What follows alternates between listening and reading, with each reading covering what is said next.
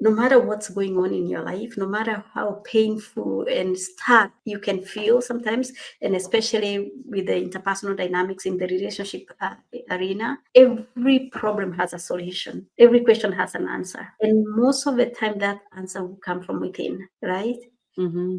And don't like this idea that we need to put everything on men, and it's unfair. It lacks empathy and compassion when we're just bashing men. In fact, when you come to my classes, you will understand your own toxic, your own way of dysfunctional way of being that Mm-hmm. actually co-created that experience. There is never going to be a time that you're not going to be triggered by something, but you Mm-hmm. are aware that it's a trigger. You are aware Mm-hmm. how to befriend that trigger, so you can see the lesson is teaching you, right? So Yes. you're just able to manage it and navigate through it because you have a lot of self-awareness, right? Yes. So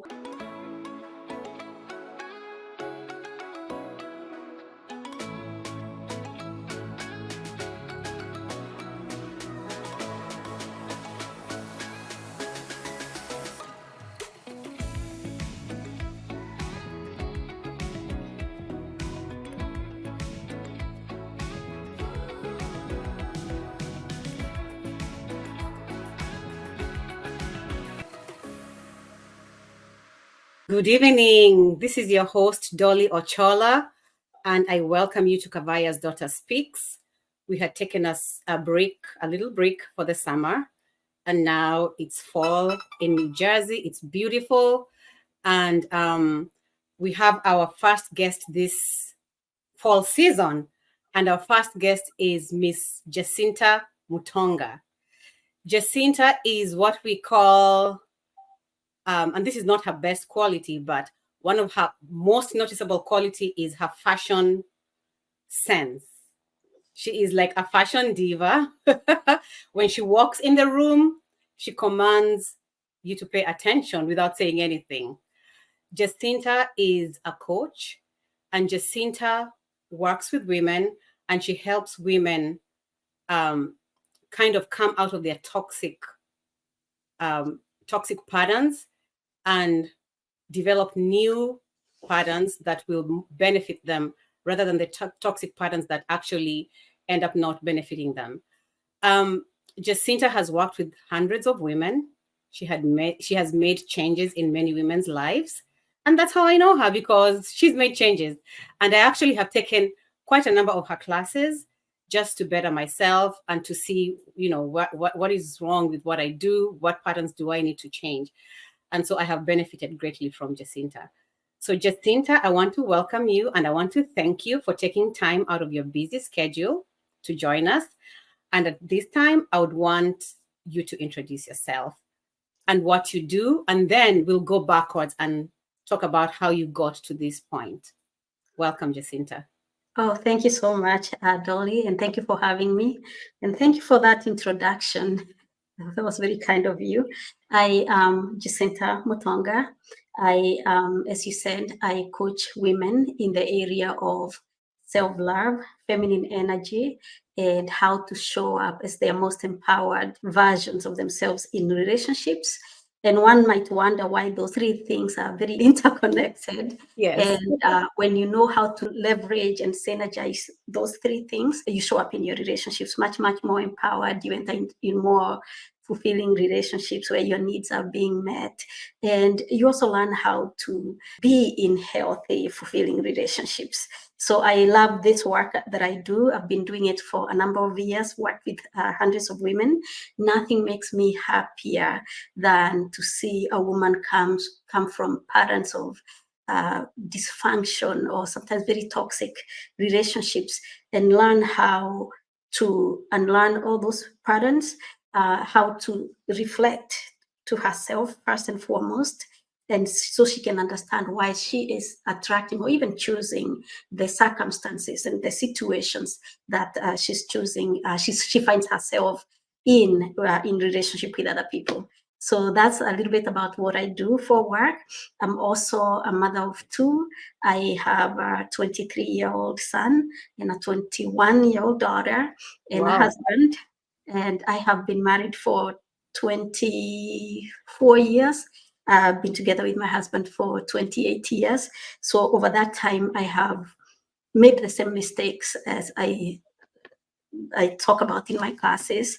I've been on my very low, I've been in my dysfunction, and learned how to be out of that dysfunction.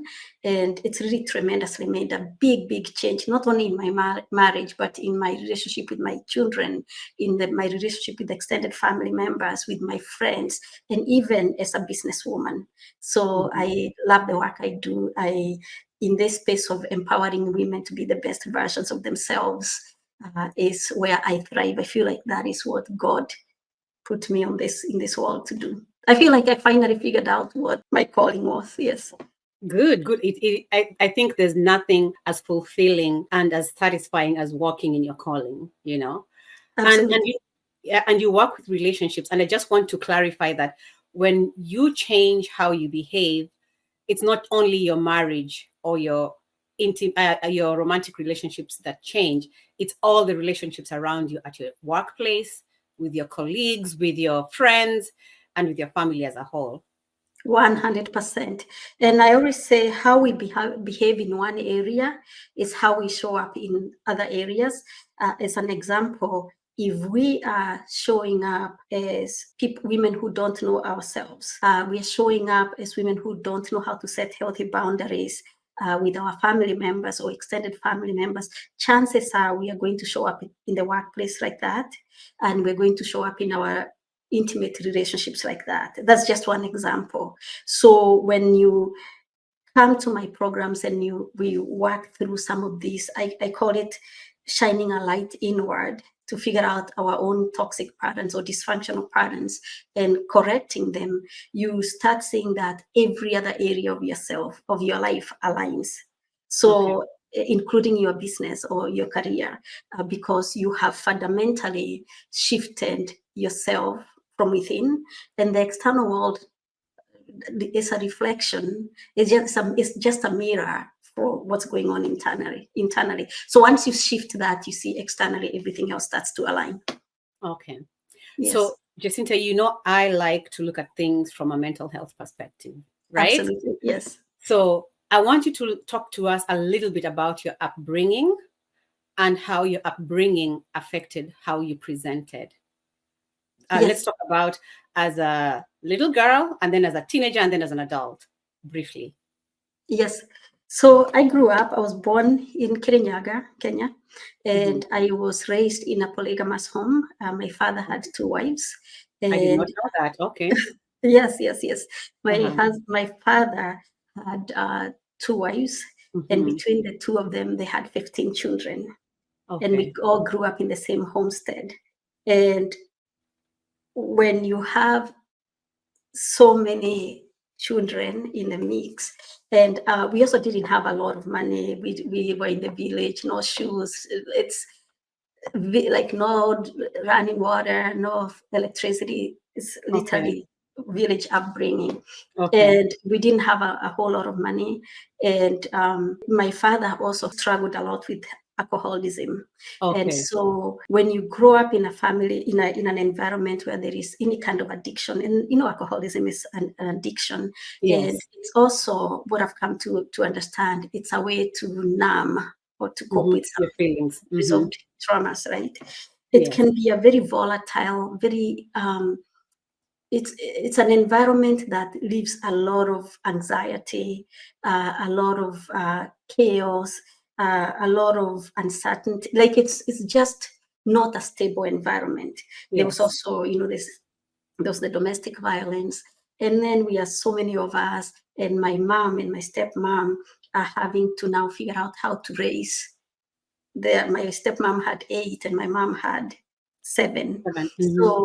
So me being, I was the second born of my mom.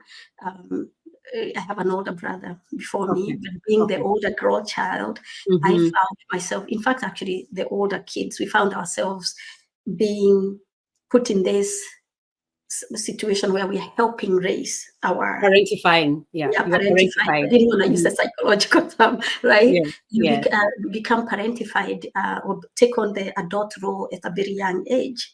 And as you and I both know, when a child is put in that possession through no fault of their own or out of necessity, what tends to happen is that child ends up really disconnecting from their authentic self, and they end up becoming very focused on the needs of everybody else. Yes. And they are not their own emotional needs, or their emotional nurturing tends to be neglected. And we don't realize how much that has an effect until you become an adult and you're trying to function normally as an adult. So back to that, I remember me just feeling like a child who was just floating, like nobody sees you. You're just functioning, going to school, coming home, doing the work in the coffee farm and the tea plantation, then figuring out how to take care of to help your mom take care of the children. But a part of me really felt lost. Also, I've always been one of the most creative thinkers, right? And so when I was a little girl, and it must have been like 7, 8, I used to envision a world, create, we call that magical thinking, it is. Yes. I would create this world where I would escape. And my world included fashion and beauty and style, because I think I've always been into that stuff. And that would be my way to escape. And then I'll pray to God to somehow let me leave the farm and go somewhere where I could just work in an office. I always thought maybe I can go and work on TV, look cute, wear nail polish, and just not farm, just get out of the farm. So so that is essentially was my childhood. I just always felt like there was a world that was so much bigger than being in the farm, being in the village. And somehow I felt like that was for me. That's where I was meant to be. And I was always like, one day I'm gonna move out of the village into a city where I can wear high heels and make up. And you do wear high heels, yes. Yeah, I just didn't know how I was gonna get there or how it was gonna happen. And in my younger little girl mind, I was going, that meant leaving the village and going to Nairobi. But God had other plans. I went way past Nairobi and I ended up in Washington State. So yes, I put it out there. I asked God to help me leave the village, go do work that didn't involve having to go to any shamba to eat. I don't want to feed animals. I don't want to milk cows. I don't want to pick coffee and tea. As a matter of fact, if you ask my siblings, they'll tell you, at one point, I refused to milk cows. And my mother, even to this day, she lives here. We always talk about it because I was the only person in my family who refused to learn how to milk cows. And I would say, why would I learn something that is not in my future? Stop telling me to milk cows. I don't see cows and milking in my future. And boy, did I get in trouble for that. But I completely refused. So you did have some boundaries too, and a will, right? Yes, I had a very strong will, and I got into a lot of trouble for it because I just didn't want to pick coffee. I don't want to pick tea. I felt like I was being forced into it. I remember the one thing I refused to do is milk cows. And when my mom was telling me I didn't even like the ira mafuta milking cows. Yeah, the cream. Okay, not cream, the oil or whatever it is. Some that they use to put on the udder so that you can milk the cow. Yes, I could not stand the smell of it. And I remember me just saying, listen, you're going to milk your cows. My future does not include milking and cows. So why are you forcing me to do it? That was that. That was good, because you know what? When you have a dream and you keep on speaking it, it becomes reality, right? When you keep on speaking yes. And so I had this, and now that I'm an adult and I'm doing the work that I do, I had this defiance of the way things were done, whether it was the way women were being treated, whether it was the where a woman was placed. Yes. And I always felt this is never going to be me. This idea of women being beaten up and being told they are less than, that was never going to be me. I was very clear on that. Good, Very good. clear on that. Yeah. And you know what? I don't know if that's defiance as much as that is the God-given sense, because that is not God's will for women to be beaten or to be less than, right? So I think you were just strong enough to express the God-given sense that you had, that you know what, whatever you're going through was not right. You Yes. did talk about okay, so coming from a polygamous family, was there competition? Do you think that was a big part of who you became later? Oh, competition between my two moms. Your two moms? Oh, yes. Okay. I was not And even the thinking that siblings. perspective, but that is also another perspective, right? Competition between the two moms and then also between the siblings, because if you're 15 siblings and the resources are scarce, then there tends to be some competition. And plus, also, I do know that in polygamous families, depending on whether your mother was the first wife or the second wife, that also plays a role in how things turn up to be. But was there competition? I would say, so for us as siblings, we just played together just fine. Like we Okay. didn't have that competition. Mm-hmm. And although my mom and my stepmom was sort of forced into this situation, so they didn't have like a lot of outward drama, but you Okay. could see that unspoken, maybe resentment. And Yes. I don't think I want to call it competition. And if it Okay. was very subtle. Okay. Yeah, but I could, because there sometimes, again, I grew up with a dad who was, a lot of times he was intoxicated, right? Okay. So he was drunk, and there sometimes he would like pit them against each other, or like Mm-hmm. Mm-hmm. there was sometimes, my mom was the favorite, the other time is my stepmom, so that Mm-hmm. dynamic existed, and even as a child, I could sense it, Okay. right? I could Mm-hmm. sense it. But I don't think they were empowered enough they were not really, didn't have that empowerment to speak up. They just went along with what was. Whatever. Then Okay. nobody ever talked about it. Yes. And I Yeah. think that is one big issue with I know at least Kenya. Let me not say Africa, because I've not lived in other African countries, although I do have friends from other African countries. But the issue about not talking about the issues that are so the elephant in the room, and pretty much not washing your dirty laundry in public, Mm-hmm. and sweeping things under the rug. That is kind of how we were brought up to do things, because Didn't talk. the family name, yes, the family name was very, very important. Now you did And mention. Mhm. oh, No, sorry, go I was ahead. just gonna add Hmm. the speaking up, or even expressing how things are affecting you, just being given that voice, or that platform to say, how are you feeling, how are you, how is this situation affecting you. We didn't have that, and I think that tends to feed why we have such trouble expressing ourselves as adults. Yes, it's very true. I remember just recently I was talking to a relative of mine, a male relative who's older than me, and I was crying because I was very upset. And he was very, very uncomfortable. He was With your telling me, tears. don't cry, please don't cry. When you cry, oh my, like he was so overwhelmed that me as an adult, I was crying, and I was telling him, no, it's okay. I'm crying because I'm feeling some type of way. And it's Yes. okay for me to express my feelings. And it's okay. You don't have to feel uncomfortable. But he was very, very uncomfortable. So Yes. now you did mention domestic violence, right? So you witnessed domestic violence. Were you a victim also of domestic violence, or you are a witness?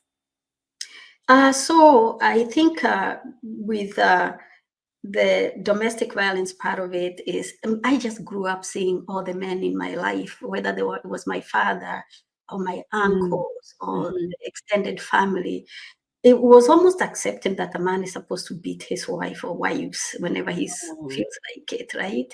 And for okay. me, it just felt like such injustice. That why is this okay?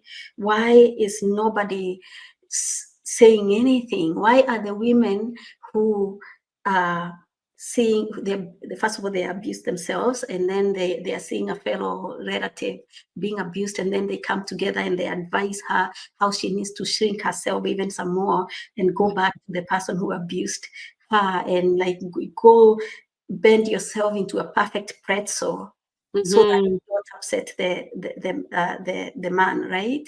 Yes. I had one auntie that used to be beaten up so badly by her husband, and she at one point would come, like came to our home, and she had a broken leg and a broken arm, and even if our home had also that chaos, it was like the place she ran to, right? It was better. The degree of chaos was yeah, because she was a lower. sibling of my dad.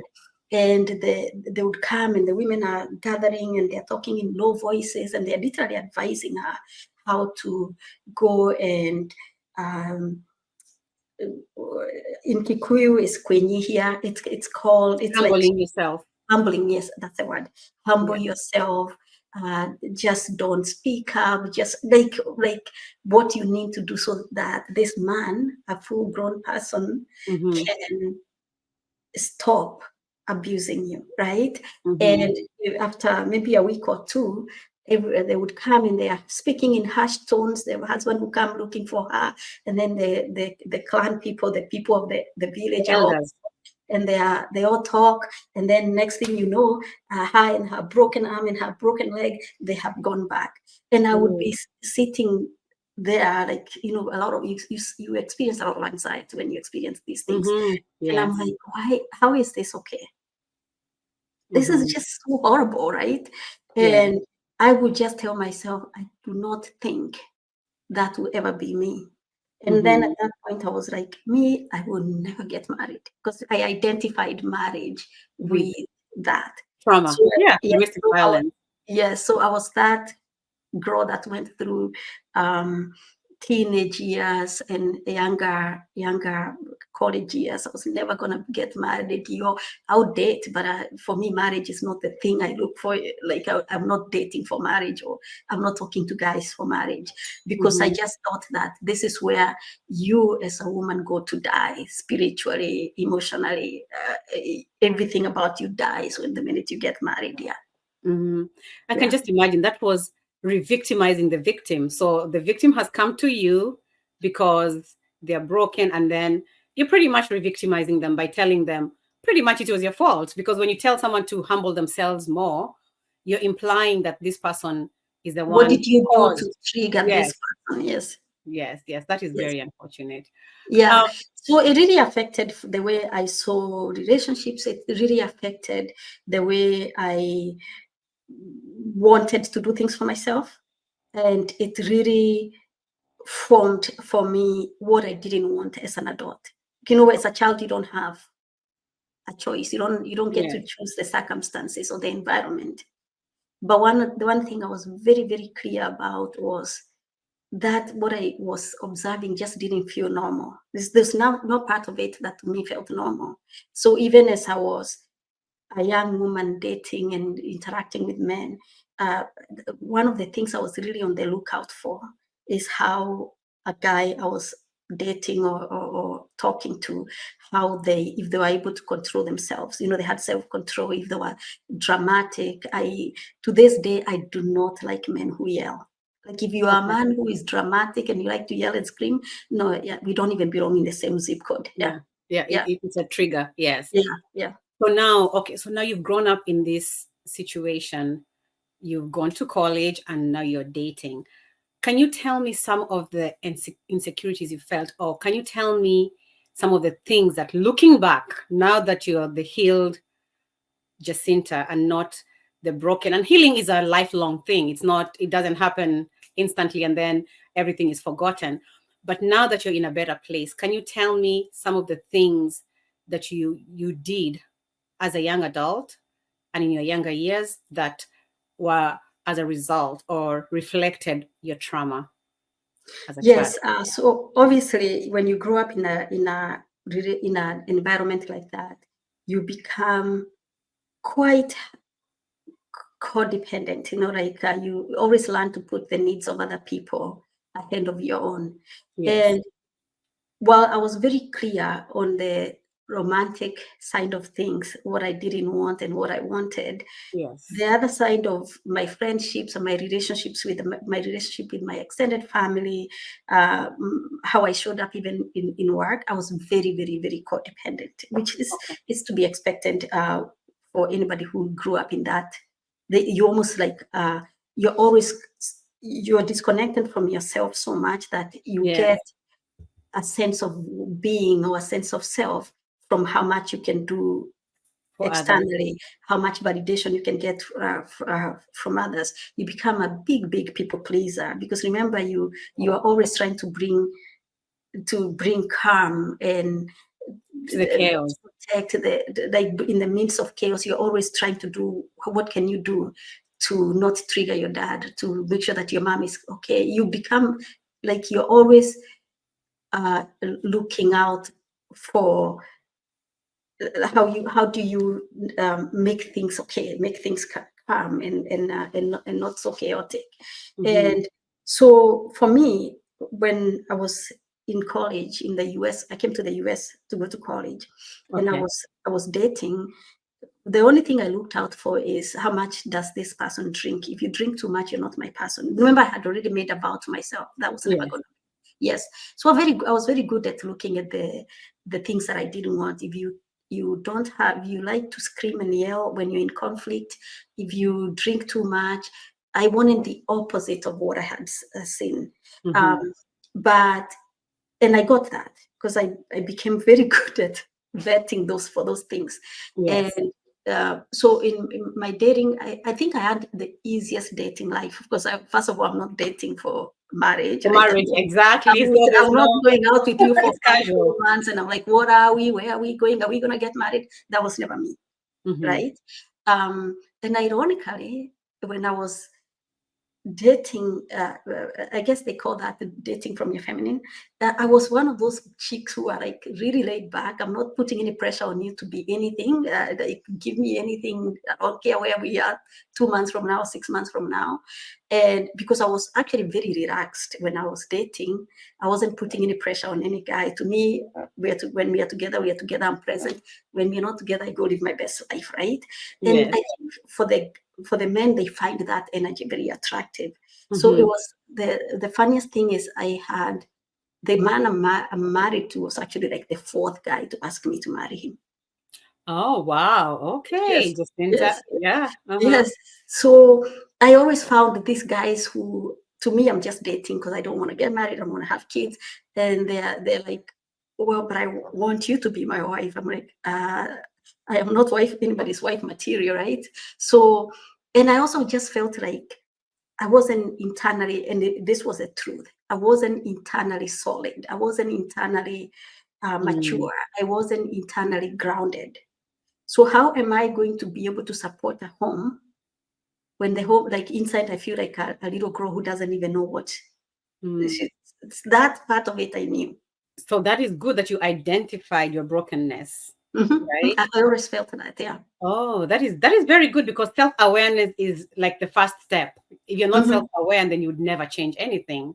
So that is Yes. really nice. Okay. Yes. So I would date, and then once they start talking marriage and seriousness, I'm like, no, no, no, no, no. You're out of Listen, there. listen, listen. I am not wife material. I am not uh, like the idea of being somebody's mom. Mm. Like, how can I be anybody's mom when I feel like I've not even grown up myself, right? So I was very, very clear that I didn't want all of those things. And when I met the man I'm married to now, and we dated for 4 years, and later on now, by the time I'm 28, and he asked me to marry him, at that point I had spent a lot of time with him and his family. And I knew Mhm. he came from a very solid family that it was very, very different from my upbringing. So there Okay. was a sense of calmness, a sense of grounding, a sense of family that I had always desired, that I Okay. found in him and his family. So I was like, oh, I think I belong here. Let Okay. me say yes to this one. Yes, yes. Nice, nice. Okay, so he's the lucky guy. Okay. 4 times. That is something. So now, okay. So now you get married to this person who is pretty much the opposite of your dad and your family life because you want stability. Yes. But then from listening to your stories, because I've listened to quite a number of times you've spoken, you brought the chaos into the marriage, right? Yeah, a lot. So I think we can only hide from ourselves for so long. Okay. Because remember now in my 20s, I'm just a girl having fun. Yeah. I get married. Now I have a family, I have children. Mm-hmm. And if there's anybody who triggers the unhealed parts of yourself is when you have to mother someone. Yes. Because now remember, outward career, business, everything is working out really well. Mm-hmm. Now here I am, I'm charged with taking care of other lives. And it felt so overwhelming, right? Mm-hmm. And then remember, I also, being a big people pleaser, if you go to my Facebook, you see my samosa stories and my Oh, people yes, stories, yes. right? I was Yeah. full on And we're going to talk about that samosa story. like full on in the people pleasing mode. I had like a really poor self-esteem. I Mm-hmm. always felt like to be accepted into places, I always had to overfunction. I always had to audition, even for friendships. So I became this person who overgives. And then again, I also have a very large family in Kenya. Everybody now, the one who left, everybody is expecting or is asking for me to For educate help. them, pay for this. Mm-hmm. You know how it is, right? Yes, yes. They were And asking for financial help. Yes. yes, and I like had such horrific boundaries, or I didn't have any boundaries, Mm-hmm. and so I jump full on to being wife, businesswoman, mother, caretaker of extended family, uh, Yes. customers. You know how it is. Yes. So I think I was so much, there is the feminism thing here. Now, see, now it's that time we're coming up where a woman can do it all. And for me, you're Jacinta, you do it all and do it in stilettos and lipstick, right? Yes. I was that I Okay. was that chick who was in high heels and a diaper bag and a stroller. My fashion was always going to be on point, right? Good, good. When you listen, when you look good, you feel good. Even though Well, you are not, temporarily, even yes, though it's not the healed version of you, it makes you feel a little bit better, to be honest. When yes, you're yes, when you look yes. good and you feel good about yourself, you feel better. Yeah. Yes. So Mm-hmm. what I've ended up, why I was so chaotic is that the internal wounds of childhood, they are still in there, they are raging inside of me. And then Yeah. I have all these things I've placed on myself. I am caretaker of everyone. I want to be the socialite who has 15 people in her home every weekend because I want to entertain people. I want to cook for people. I want to make samosas. And I think later on, I was really trying to run away from sitting with myself because I have to face myself, right? Yes. And Mm-hmm. all that 5 years into motherhood, and I'm so drained from the running, the overfunctioning, the doing all the time. Mm-hmm. And even as I'm overgiving, I'm being everything, everywhere I'm asked to go, I go. Everything I'm asked to do, I do. Whether that's from friends, and even family, extended family. And what ended up happening is I really was on empty. So, did I tell you I was also in a Facebook group where I was the beauty guru? I was giving advice over there. Oh, okay. No, I didn't know that. Okay. Outwardly, I was like literally like everything to everyone. Uh-huh. And when I come home behind closed doors, now they're very exhausted. Jacinta is the one my children have to experience, my husband has to experience. And Mm-hmm. I'm feeling, what is wrong with me? Why can't I say no to some of these things? So I'm self-berating. Yes. And I'm like, why can't I say no? What is wrong with me, right? Because Mhm. I know what I'm doing, saying yes to all these things. It doesn't feel authentic. It's very Yeah. draining. Yes. But who just gets projected on all of that? My husband and my children. Yes. So The I ones was you love the most are the ones who suffer the most. exactly, and they're the Mm. people who get to experience me like in behind closed doors, right? Yeah. And I remember I was just always screaming at the kids. I was always, you know, that Mama Kelele, we call Mama Kelele in Kenya. I Yes. was Mama kelele means noise, noisy, noise, the noisy mom, the screaming noise, mom, pretty much. Yes. always yelling, always screaming. My children at that time, they when by the time now they are expressing how they're experiencing me, they're already pre-teens, and they're saying, "You're always raging, you're always triggered. Why can't you stop yelling?" Right? And then now my husband and him, he's just like, I think this is too much. Like, I cannot for one more moment deal with this nonsense. Like, you need to figure yourself out, right? No, he was Now, point blank like that, or did he keep away? Because some men tend to like to withdraw because they're like, ooh, they can't with the mouth, they can't with everything. no, Was he yes, point he will. blank See, to he you? would withdraw, and I go looking for him. See, I want in trouble. Oh, so that is the dance in therapy we call it the dance. You withdraw, Yes, pursue, withdraw. Okay. Mm-hmm. yes, very mature behavior on my part, because now when I'm raging and I want to have a fight, and he's like, I just don't want to deal with this. And then he goes to another room, and I go, follow you. Why are you ignoring me? Right? And it was just looking back, I Yeah. think it'd be really hard for somebody to deal with somebody like that. So at some point, even him, he was like, you go sort yourself out. I cannot do this with you anymore. And I remember one time we were gonna go to a trip in Europe, and I had a Okay. big tantrum. You know, I was like a big tantrum thrower for whatever Uh-huh. reason. Uh-huh. And I threw a big tantrum, and my husband is like, "There's no way I'm going to Europe for 10 days with that. Oh, okay. There is absolute. I cannot deal with this at home and go on vacation, and I'm dealing with this nonsense." So, and I dare him, why don't you cancel me out of the trip? If I'm that difficult, I blah, know. blah, blah. And he's like, oh yeah, and he proceeded to cancel me out of the trip. Oh, okay. Went to Italy and I, I Spain. like I like that your husband is very Boundary. objective and he has his boundaries very clear. That is very good because I Mhm. think that also helps you look at yourself.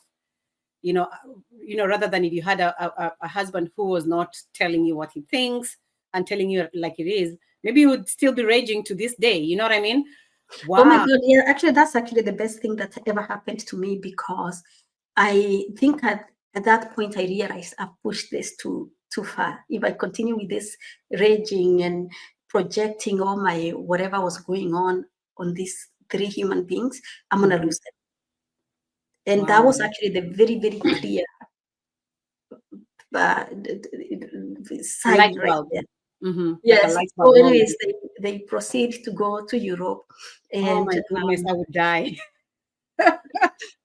I actually have a picture saved up for that moment. It means a lot to me, because Uh-huh. it was really my awakening. Uh-huh. Because when they left, I remember when they got to, we lived in the Washington D.C. area. When they Mhm. got to Washington Dulles, they sent me a picture of themselves at the airport, and I don't even. That is the three of them. Do you see them smiling? I know. They're like, ooh, we left mom at So, home. yeah, Yeah. do you see anybody looking like they are crying because mom is not with them, wife is not with them? They're No, living they the look best life. happy. They look happy. And so when I got that picture, I was sitting at home sulking, because Yeah. now I messed up, and I can't go. Obviously, the stubborn me cannot go and apologize, The right? pride. Like you The had pride. pride, huh? Uh-huh. Yes. So I'm like, Jacinta, why are you sitting at home when your family is actually going on vacation? Right? So that picture, Mm-hmm. for a long time, it brought me a lot of sadness. But it's Mm-hmm. actually a picture. It's one of my favorite pictures on my camera roll, because that was really my awakening. And then I Mm-hmm. realized, listen, lady, you know, sometimes when we have something good, we take it for granted, and we Mm-hmm. continue pushing, pushing, pushing. And that's Yeah. when I was like, now, again, I'm in my wooding. At that point, I'm not like a very conscious person. I was like, now, Sasa, if these kids go to Italy or Spain and they meet their stepmom over there, sasa wewe utaambia watu nini? What are you gonna be I telling? know. What are you going to tell people? That You know, yes, my mind starts racing, like, oh my yes, God, I yes. think I pushed this too far. So when they were traveling, and they went to Rome, they went to Venice, they went to Barcelona, and they kept sending me pictures. So I'm like, Jacinta, why is your family eating gelato in Rome and you're over here eating cold salad from Safeway? Like, what is wrong with you, right? And so they're on a gondola in Venice, they went to the Vatican, the whole 9 years. Nobody stopped their life because Jacinta is not there. Nobody stopped their life because mom is not there, our wife is not there. Right? So that was actually something that needed to happen for me. At the time, I was really ashamed and I was blaming myself, but I think that needed to happen so like I could snap out of it. So it was during that time that I actually started Googling, YouTubing. I just need to talk to someone. I have no idea for what, but I'm literally a hot mess. A hot mess. And I didn't know what coaching was, but somehow I landed on this woman's YouTube channel, and she was speaking a language that clicked with me.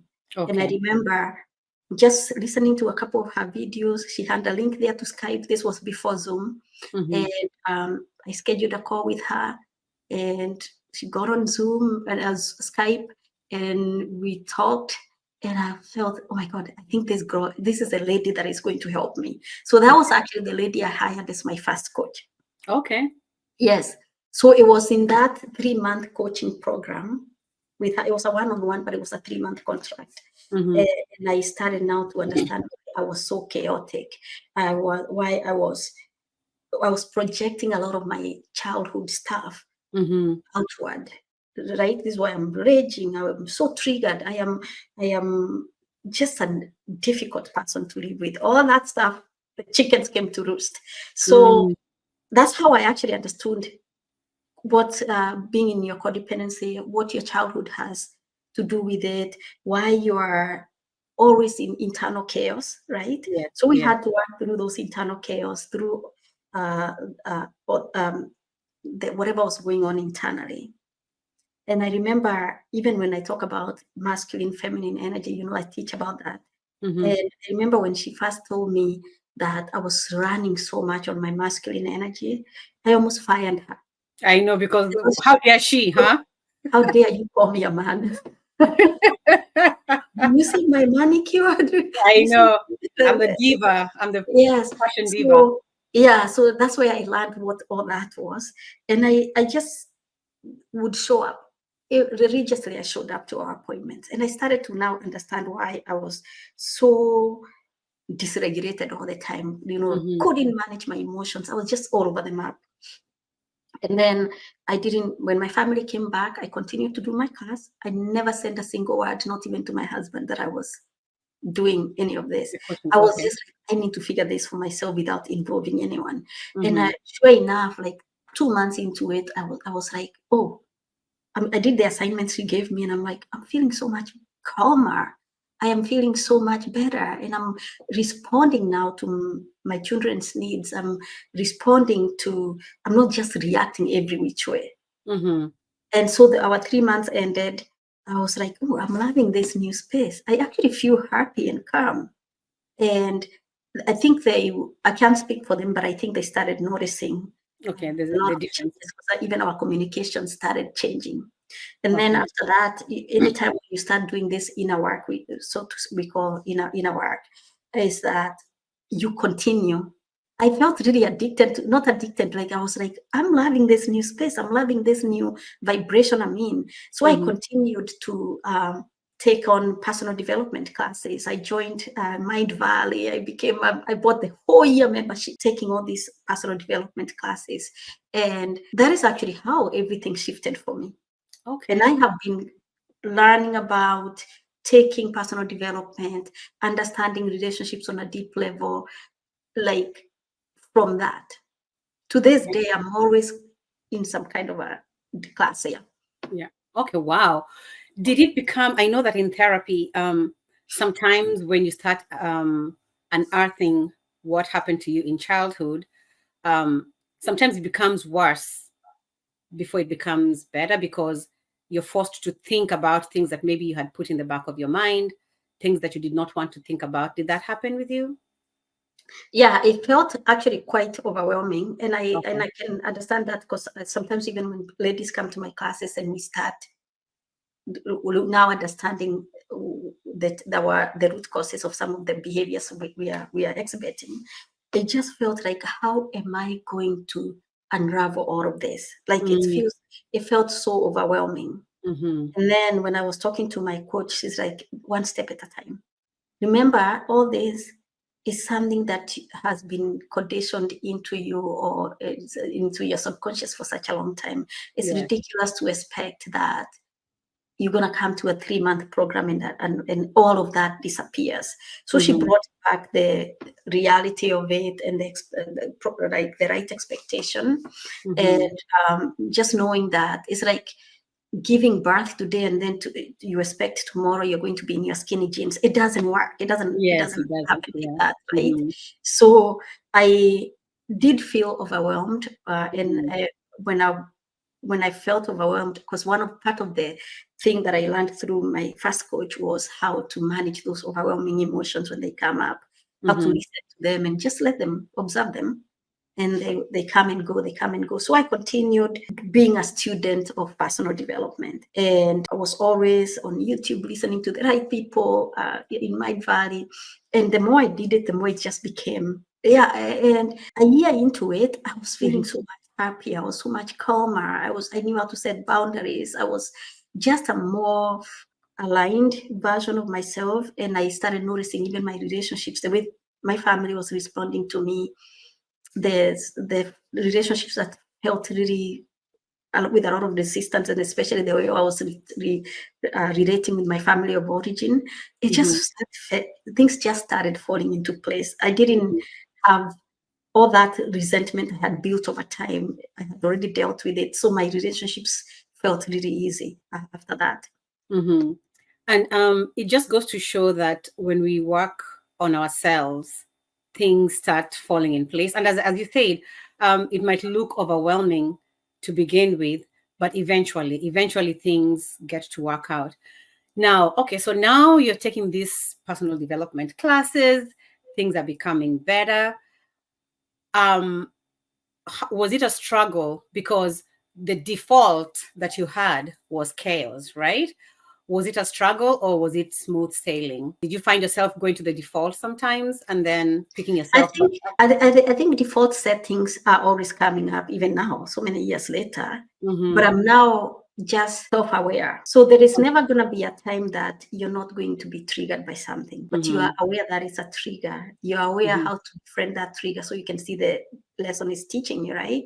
So Yes. you're just able to manage it and navigate through it because you have a lot of self-awareness, right? Yes. So I actually welcomed the new feeling. For me, I think it's the internal serenity, the internal peace that I felt. Mm-hmm. It really felt good. It felt good to be in that space.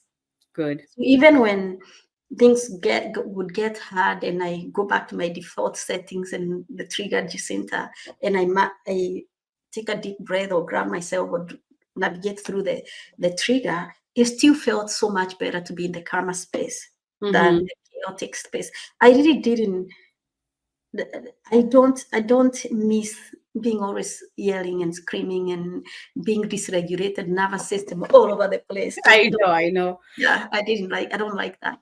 So tell me the moment your husband or your children said, Mommy, you've changed. But before that, can you tell us the samosa story briefly? Because I said we'll talk about the samosa story briefly, and then we'll talk about the moment when your kids said, Mommy, you've changed, or your husband said, Jacinta, you've changed. So I think with the samosas, I I'm always I've always considered myself a social person, and I always had a lot of friends, or surrounded myself with a lot of people. But deep inside, if I was being honest, I never felt worthy of being accepted by Okay. people, right? Mm-hmm. So one of the ways that I could ensure that I kept people in my life, and it was really a story I was telling myself, Mm-hmm. is that I overgave and I overstretched myself.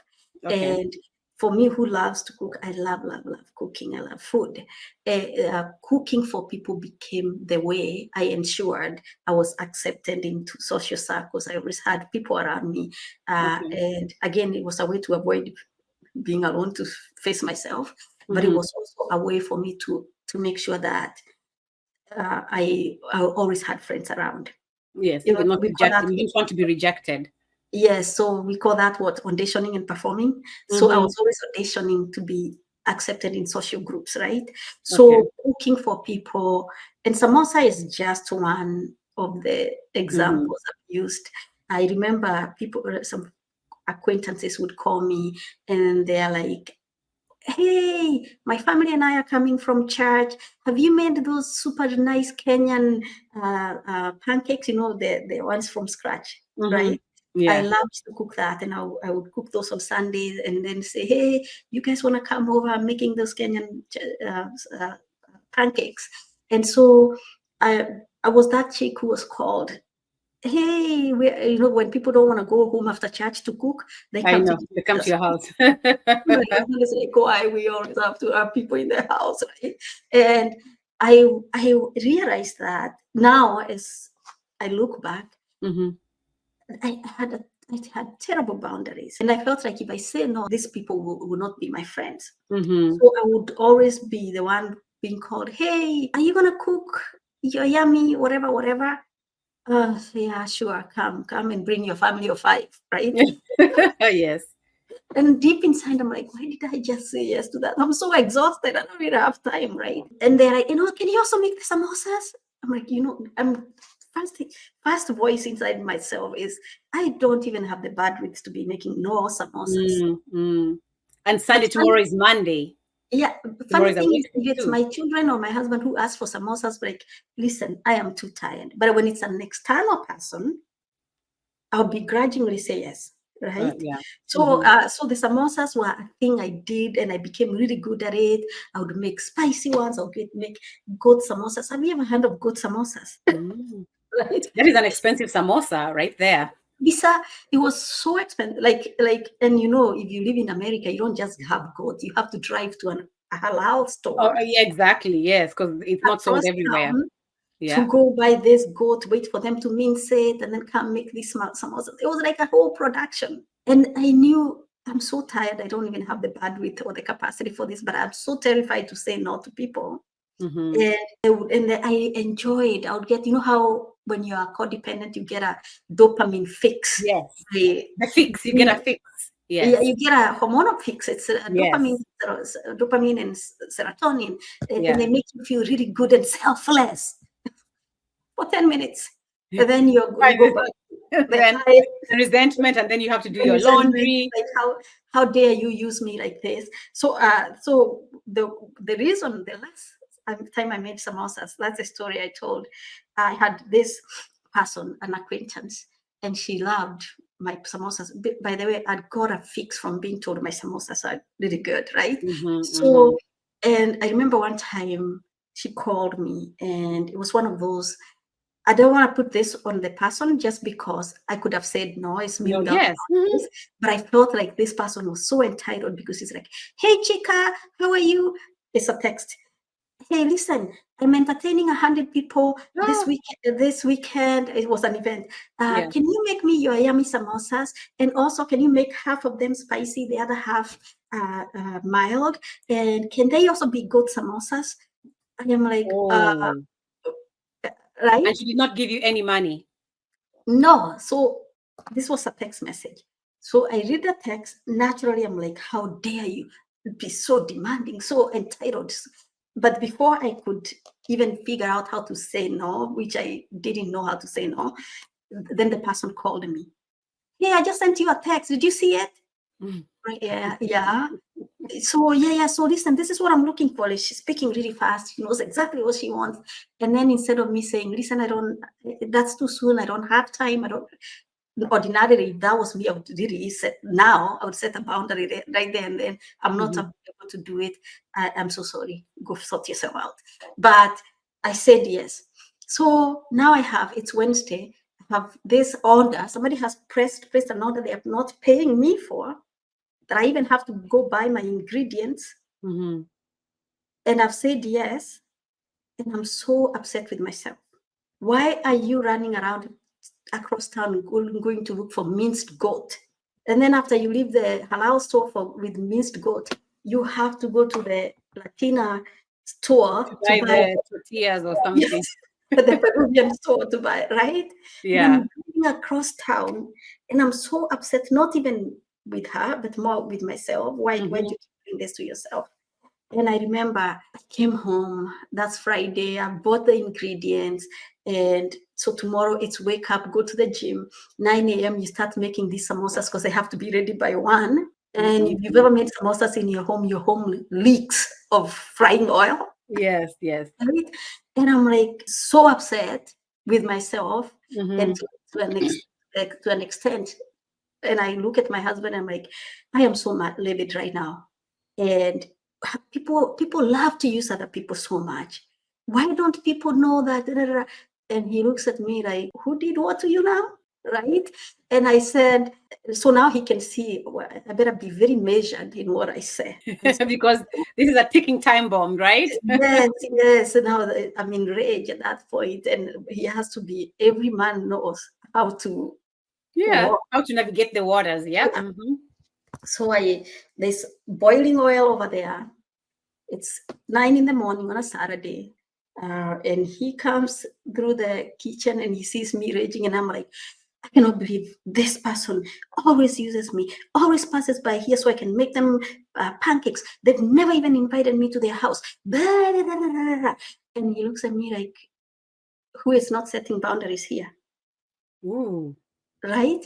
And so I'm like, see, he touched a raw nerve now because he just told me something I already knew. So I was like, now who asked you for your opinion? Why are you not taking sides with me? It's like, I'm not taking sides with you, but you're always so, I'm not taking sides, but you're always so exhausted because you become an industry by yourself, catering to everybody. And the last time I checked, nobody comes through for you the way you do. So I was like, and then he looked at me, he's like, there's boiling oil over there, I better walk.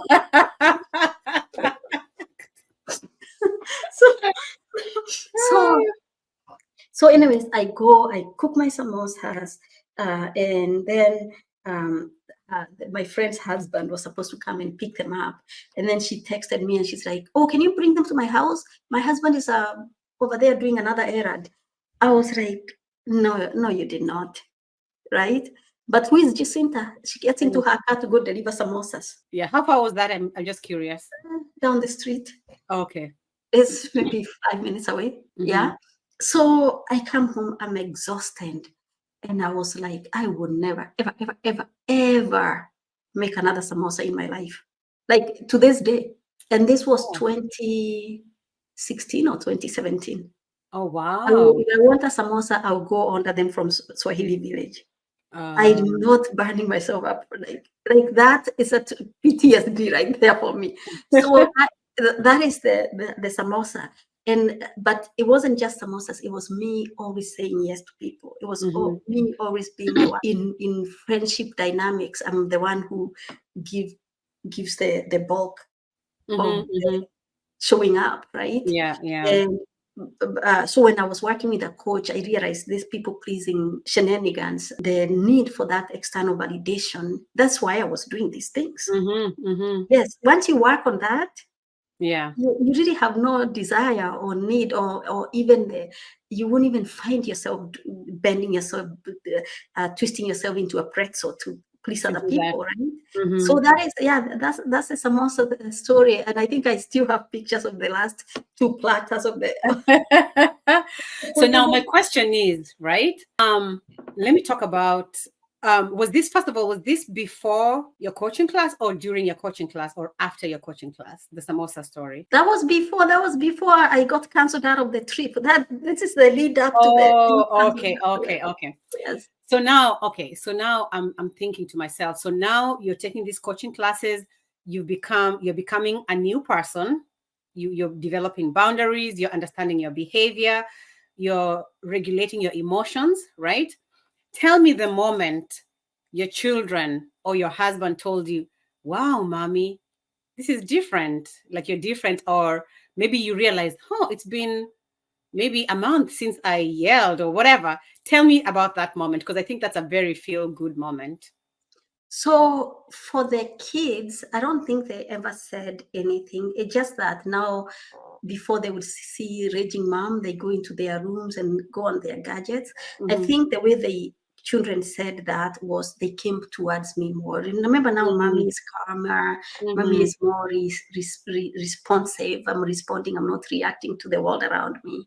I am, when they are in their own dysregulation, I'm now the one who is sitting Calming there. them down. Okay, let's talk about this. What's going on? So I'm more present. Mm-hmm. So the way they showed me that I was showing up differently is like they started coming more towards me. Hey, mom, I have this situation. Help me navigate.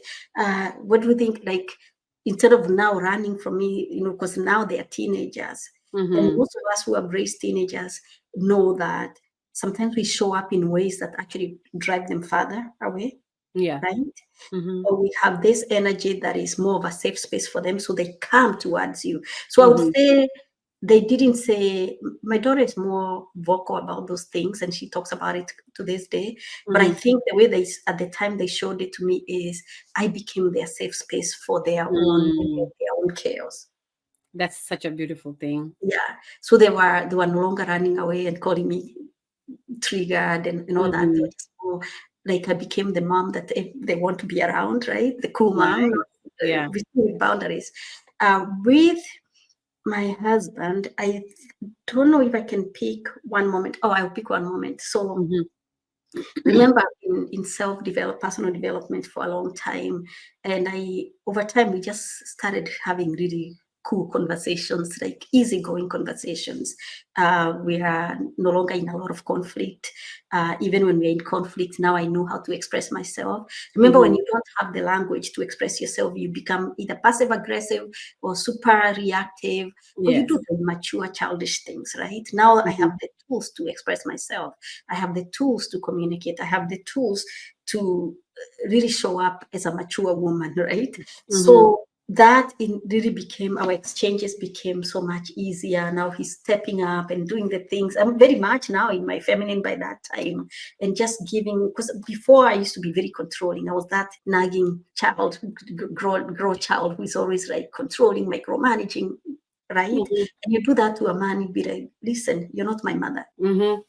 But So remember, that comes from your parent being parentified, because yes, you were taught at an age, you were taught how to be responsible and how to take control of things at an age where you are not mature enough yes. to be able to handle that. So you took it however it was in your immature state, and that's what you ran with. Yeah.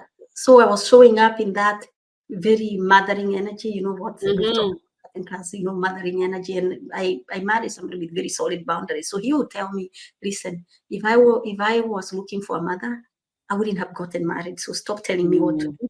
Stop telling me what to wear. Stop telling me enough, Oh, right? I like him. Yes. Okay. Yes. So I started also from a masculine feminine understanding. I stopped with all that control. I stopped with all that uh, um, trying to tell somebody how to be, like that hard energy. I stopped with all of that. And I also understood from a relationship dynamic what the things that make a man thrive in a marriage and the things that make a woman thrive are two different things, right?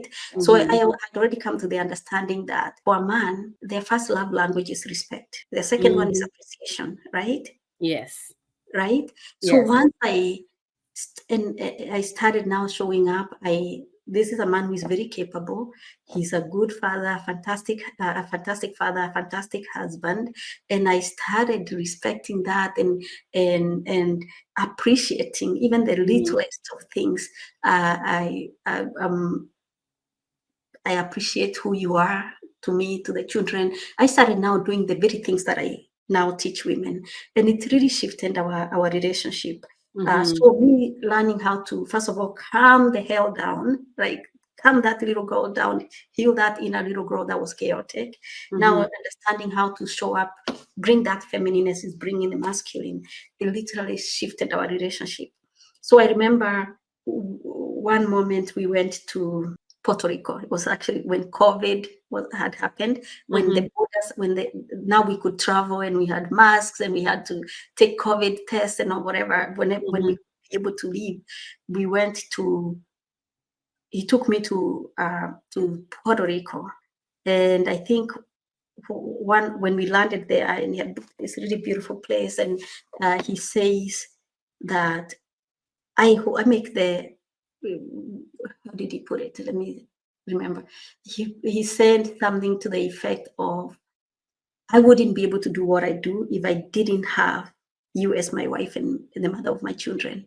I'm able to go travel the world knowing that my home is not going to fall into chaos. Right? Yeah. And I think those are words that are so powerful, and it meant so much for me to hear him say that. And also celebrating a big win for him in business. And he's like, I wouldn't have been able to do that without you. So I think for me, that is probably the biggest. This stuff works. It works. Yes, that is a beautiful moment. Yes. So that was the. I think if I was to choose one moment, it would be that. Yeah. One of the things that I know as a marriage and family therapist is that for men, respect, as you said, is the biggest thing. There's Dr. Egerich. I don't know if that's how you pronounce his name, but he has written that book, Love and Respect.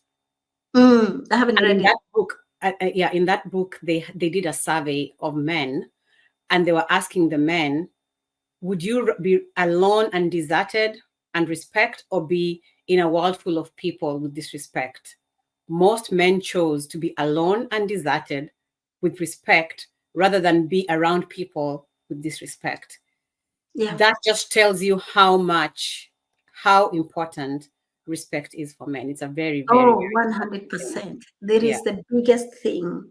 And I think a lot of us women think that if I go to Apple Store and buy my husband an iPad and an Apple Watch and go then add Xbox on top of that, like the gadgets and the things, that is, unless the love, like gifting is their love language. For the most part, most men would thrive when they feel they are respected, they are appreciated, they are winning with you. Because winning is a very masculine thing, right? Yes, it is. Yeah. So anytime we are like complaining about this, nagging about this, you never, like, even when we have a genuine complaint, we spend 15 minutes fixated on the problem, on the what he's doing wrong, instead of mentioning it and just saying, here's how I would like that corrected, right?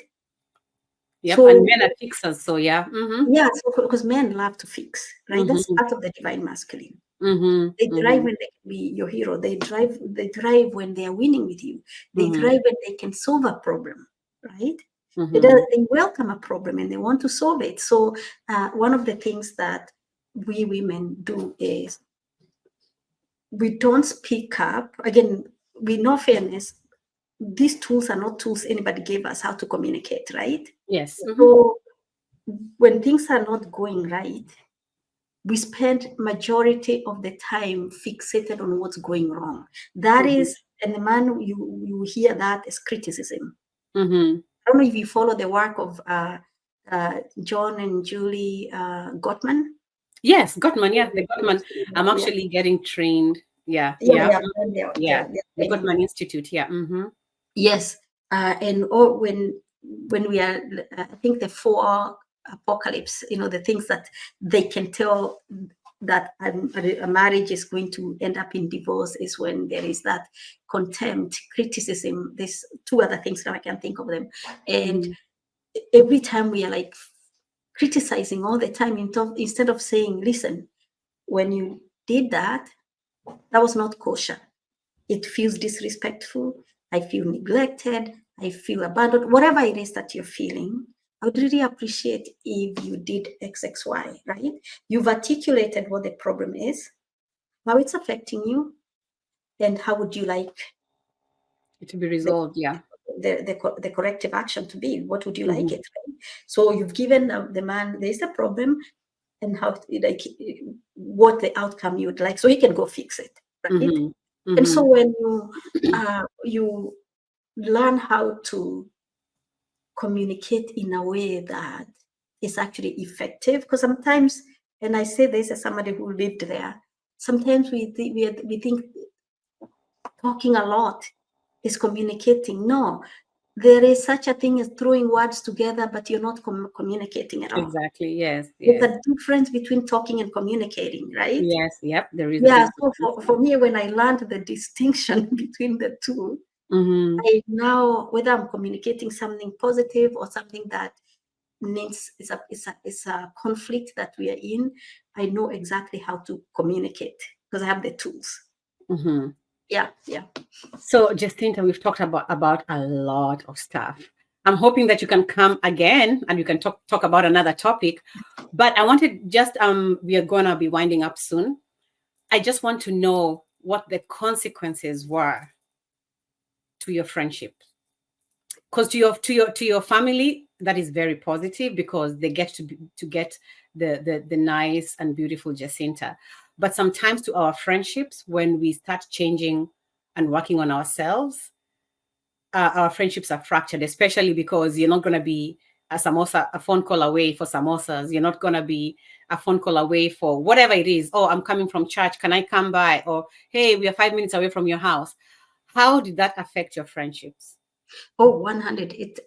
My friendships is like they were reborn. Like there are people who naturally fell off of my life, and it's okay because Mm-hmm. there are people who, sometimes the people who benefited from you having no boundaries will naturally fall off of your life, and it's okay. I've really never had any attachment. By the time now I had worked through these things, I Mm-hmm. knew there are those relationships that are going to elevate themselves because I'm and that's there are some friendships, family dynamics that have become solid, very strong relationships Mm-hmm. because now I show up as my more authentic self. I'm not showing up just because of an expectation. I am not saying yes when I mean no. I'm more in my authenticity, Yeah. and that allows them to also be in their authenticity, right? So those relationships became very solidified. Mm-hmm. Obviously, there are some spaces I needed to get out of, Good. and Mm-hmm. it's okay to let go of some things. Mm-hmm. Just because I went to nursery school with you doesn't mean you have to be in my life for it. Yes. Yes. Or just because we knew each other for 5 years and it was this relationship where I was constantly giving and not receiving, doesn't mean that it needs to continue. And I was okay with that. Mm-hmm. Right? So yes, naturally, there's some friendships that or even circles that I literally just walked out of, right? Mm-hmm. And what ended up happening, I made room now for the kind of solid female friendships or platonic friendships that are more reciprocal, like a mutual Mm-hmm. exchange of energy. Mm-hmm. I have deeper friendships, especially with women. I Mm-hmm. have people around my life in my life who are aligned with who I am as well, right? Mm-hmm. So I think that actually worked for the better because I was able to manifest truly authentic and deep connections with other people. Mm-hmm. Yeah, yeah. Oh, okay, and now you are a coach. So tell us briefly what you do as a coach. Yeah, And when so did you decide to like switch? I don't know what career you had before, but when did you decide to like change and shift and now do what you say is your calling? so around the time now I was in the coaching circles as a student for a long time, I Mm-hmm. started realizing, oh my God, all this stuff I have learned, there is so many women who could hear this message and actually have the kind of make the changes that I made and really be in a very solid space. But I didn't know how I was going to approach that. So I just went in the middle of 2020. COVID had just hit, and I Mm-hmm. decided I'm going to get certified as a coach. But I didn't know in what area, So I got my Okay. certification, Mm-hmm. and then I was like, okay, so what do I do with this? What can I talk to women about that will make sense and they will resonate with, Mm-hmm. and I can be of service, or I can do something that is actually transformative. Yes. So I went and enrolled in now coaching of the other side, how to. I went, my friend Jean Adero, it was the first class I enrolled in. Yeah. It Mm-hmm. was like, figure out what are you called to do in this world, right? Yes. Yes. And she pushed me, and she was like, every time I talk to you, I'm like, why are you not coaching? Right. And then I have another friend, Jane Mokami. She Mm-hmm. teaches how to, Close. a program called OBA, how to literally be, sell your passion or do your work that is your Oh, passion. yes. Yes. She does that too. Yes. OBA, Mm-hmm. right? So I was 2020, I was a student of those two girls. And that changed, that gave me the clarity, the Mm-hmm. courage. I am like, first of all, how am I typing stuff on Facebook? My in-laws are there, my sisters are there, my whole family is there. Like, Yeah. I'm like, there's no way. And once I started, just started posting content, and it Mm-hmm. started resonating. And by the time I did that for a few months, and both Jane and Jean, they were like, now you go sell a class, go start coaching. And then I figured what are the pain points that I know most women face. Mm-hmm. There's one area that is a big pain point for us. It's relationships. Mm-hmm. If you go to a lot of girly cocktail hour, there's something about relationship being An talked about. element. Yes. Yes. Be Right? that with your workmate, with whoever. Yeah. Yeah, Relationships are central. Yeah. yeah, Mm-hmm. central. And I have been through my own relationships and been the chaotic girl, been the healthy girl. And I've seen both sides of it. So that is how I actually started coaching women. And I just um, wrote a post. I'm teaching this class on self-love, feminine energy, and relationships, and it took off from there. Mm-hmm. So I started doing these classes. Last year I did a whole entire, like a membership where I did it for an entire year, and the classes were resonating. But more importantly is the women were making the changes they need to make Yes, for that is themselves, important. and really giving me, coming back and saying, oh my God, I took your class, it changed my life. And for me, that was, oh, I'm in the right place. And even when I'm in a class, I'm just so in alignment. Like, this is because women come to me and they suffered some horrific challenges Mm-hmm. in relationships, whether it's toxicity, dysfunction, abuse, unhealthy marriages, Mm-hmm. being married, single. That's a thing, right? So Mm-hmm. you're in a marriage, but Yep. you are in the dream Mm-hmm. alone, right? Yeah. And we would come and they would come to class, and we're talking about why are we even in this place, this in the first place. And it's never really about slamming men and all that. It's about Mm-hmm. understanding why we are choosing the kind of men we are choosing, right? Yes. So, and I found myself really loving this space. Mm-hmm. So last year, I Mm-hmm. decided one demographic that they would come to me, and they come into my classes, and they're like, why don't you do classes for single women? So last year I started this program, the Mm-hmm. Amore Accelerator, Mm-hmm. and I was like, okay, so I've listened to a lot of feedback, and because in my classes we dive into even the date, like when women are Dating. out there dating and all that. Mm-hmm. And I was like, okay, you asked for it. Let's do this class about, so you're succeeding in your business, in your career, you've made it. But when it comes to the way you are, the kind of men you're choosing, or just putting yourself there, it feels like so hard. And Mm-hmm. it feels like, how do I do as well in the relationship area as I In am your in my business. career? I'm Mm-hmm. kicking butt in my business, in my career. Mm-hmm. Relationships feel like a whole other animal. Mm-hmm. And so that's actually the class that I've been focused on, is giving these women the tools to, first of all, do the inner work part of it, Mm-hmm. raise that vibration, Mm-hmm. know how to vet. That is such a crucial part Mm-hmm. of the whole dating is, how do you identify the red flags? And we talk about red flags, but I really want you to understand what green flags look like. Okay, yes, that's true. We have to look at that. Right? So yes, we can talk about green flags. Everybody's talking about green flags, but can you identify a man that is a green flag? They're all over the place, right? How do you show up as your most empowered version of yourself? A woman who knows herself, a woman with high standards, a woman with boundaries, a woman who can say, listen, I really cannot, I don't have it in me to spend 4-6 months with a man who is not taking me anywhere.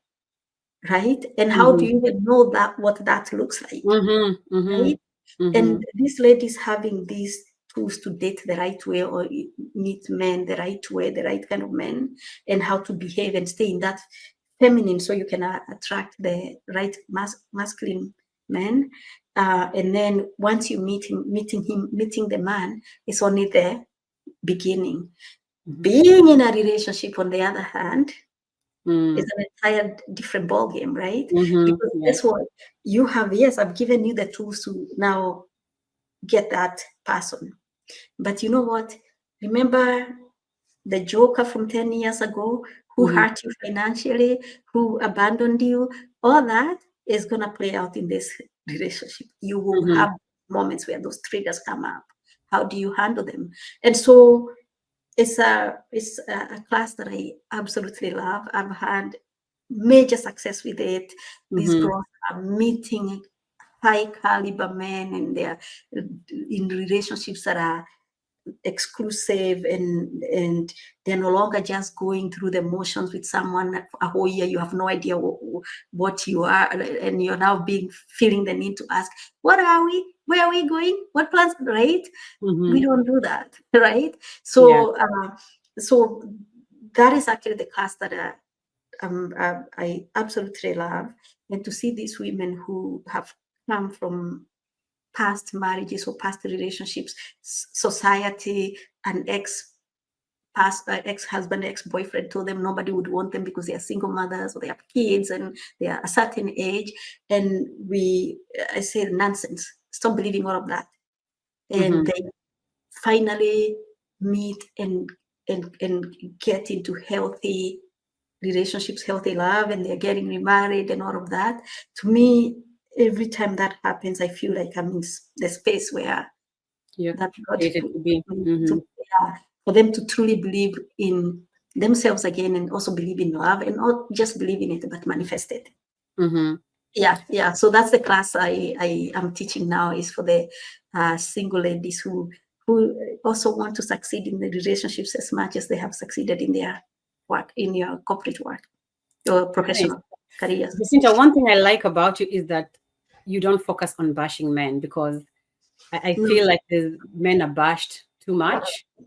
So one thing I like is that you don't focus on men, you focus on the person and not on the other person. Because when you focus on yourself and you work on yourself, then as we talked about it, your relationships are going to change. So you're not going to be complaining about anybody, because you're going to be choosing your friendships and your relationships wisely.